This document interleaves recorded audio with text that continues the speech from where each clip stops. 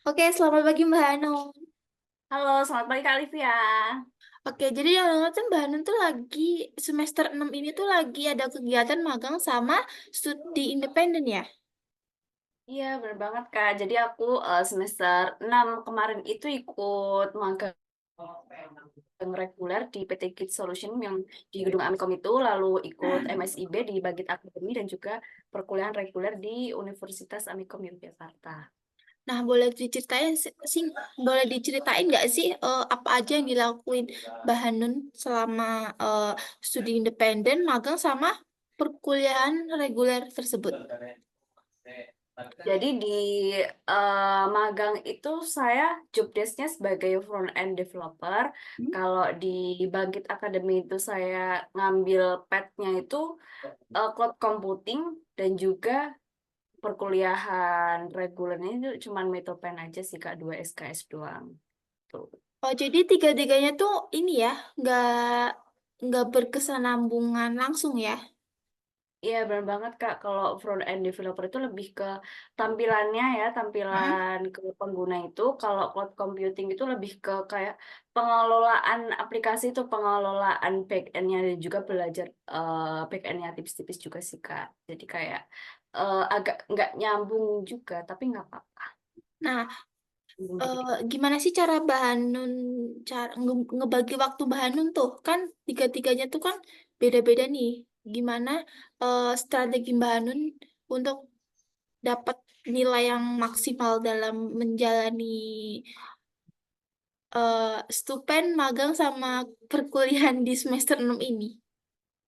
Oke, jadi saya itu biasanya membuat manajemen harian itu di aplikasi Trello, aplikasi kayak to-do list manajemen apa yang hari ini aku harus kerjain dan juga besok itu harus ngapain dan juga minggu depan itu harus ngapain. Jadi kalau saya itu mengerjakan walaupun berbeda-beda materi, saya tuh biasanya ngerjain itu yang dari cloud computingnya dulu sih kayak yang saya prioritasin. Soalnya itu kan nilainya juga kekonversi ya di matkul kampus. Jadi pertama itu dari cloud computing dulu. Kalau deadline-nya deket-deket gitu ya, deadline-nya bareng-barengan dalam satu hari gitu, biasanya cloud computing-nya dulu, habis itu eh perkuliahan reguler dulu, matkul metopen, lalu di magangnya itu. Soalnya magangnya itu kan kayak apa ya, sebagai, ya walaupun juga dikonversi juga, tapi front end developernya itu tuh kayak bisa minta tolong backup tim yang lain, teman yang lain gitu loh Kak. Kalau hari ini lagi sibuk banget gitu. Jadi masih bisa ditoleransi gitu sih, Kak.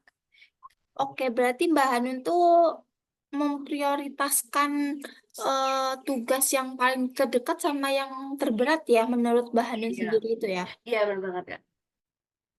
Oke, kalau misal itu kan strateginya Mbak Hanun tuh kan memprioritaskan ya. Kalau misal tantangan terbesar Mbak Hanun buat ngerjain tugas tuh gimana?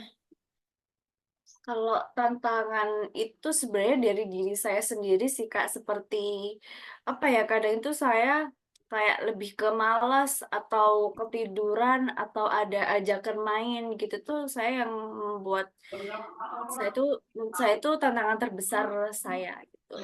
Kayak gampang ke distract gitu ya. Bener banget. Oh, itu kalau misal Mbak Hanun tahu solusinya nggak atau mengatasi itu ke distract temen kah atau lelah? Gimana untuk mempertahankan posisi Mbak Hanun untuk memprioritaskan tugas?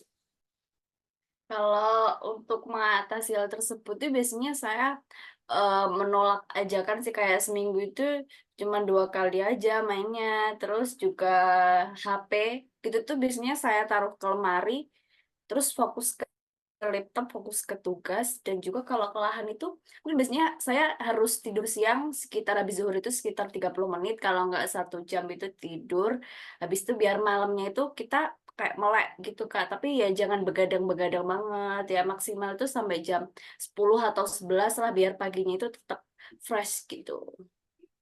Oh, berarti walaupun di sela-sela ini Mbak Hanun tetap ini ya istirahat sama HP, eh, hal-hal yang mendistract itu disingkirkan dulu ya. Oke, dengar-dengar Mbak Hanan Batch kemarin tuh mengikuti program yang sama ya, Kampus Merdeka Studi Independen. Nah, apa sih penyesuaian baru atau perubahan dalam diri Mbak Hanun dalam manajemen waktu? Atau ada pengalaman yang bisa merubah Mbak Hanun lebih baik di batch 6 ini?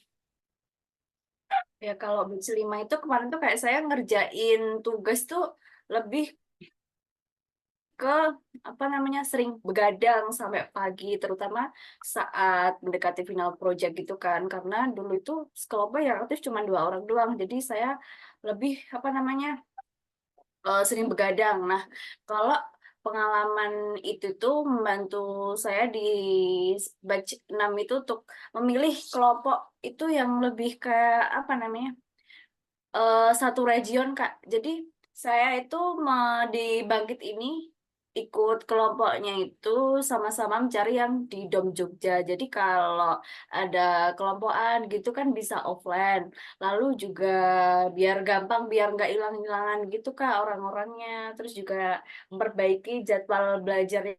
Kan kemarin juga lebih ke sering begadang. Kalau sekarang itu ya dibatasi maksimal jam 11 atau jam 10 gitu aja sih Kak. Oh, jadi pengalaman tahun kemarin salah milih kelompok itu bisa dibilang salah milih orang. Jadi sekarang jadi memperbaiki gitu ya dengan milih Ya, satu dom gitu biar komunikasi mungkin bisa lebih gampang lebih. lebih gampang. Kalau Oke. hilang kan kita at least kayak tahu kosnya di mana, kampus lo Mm-mm. di mana gitu. Bisa jadi kita samperin gitu kan.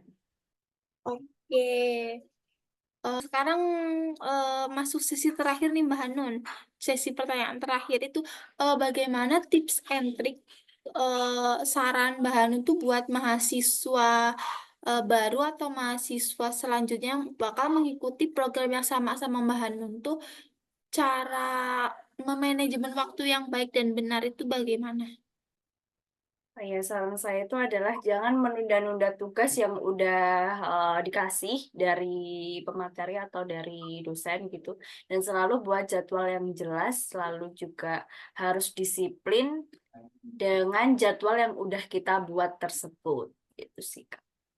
Oke, jadi kesimpulannya tuh kalau tip utama dari memanajemen waktu tuh kita dapat mengontrol diri kita sendiri agar tidak didistract oleh sesuatu yang lain sama memprioritaskan sesuatu yang harus dikerjakan gitu ya Mbak Hanun ya. Iya, banget, Kak.